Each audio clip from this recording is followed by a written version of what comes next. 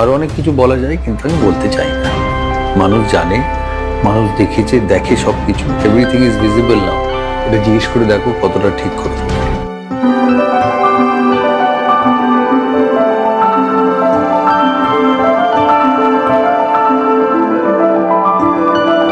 দেখো, আমার মনে হয়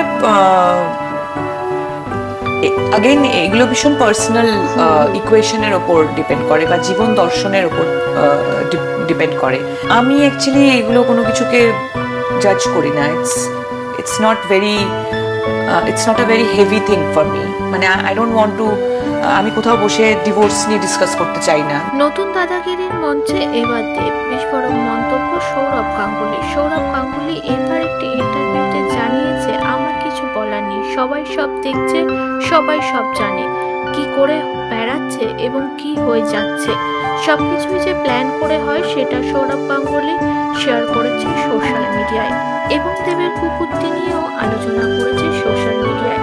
অন্যের বোনের নোংরামি এমনটা দাবি করেছে রুক্মিণী মৈত্র, সেগুলো নিয়েও কথা বলেছে সৌরভ গাঙ্গুলি। সৌরভ জানিয়েছে তাড়াতাড়ি অ্যাকশন নেওয়া উচিত, এগুলো খুবই নিন্দনীয় এবং লজ্জাজনক ঘটনা, দেবকে মানাই না দাদাগিরি মঞ্চে। Very unfortunate, a strict action neoya uchit. There should be strict action against it. It's terrible, really terrible.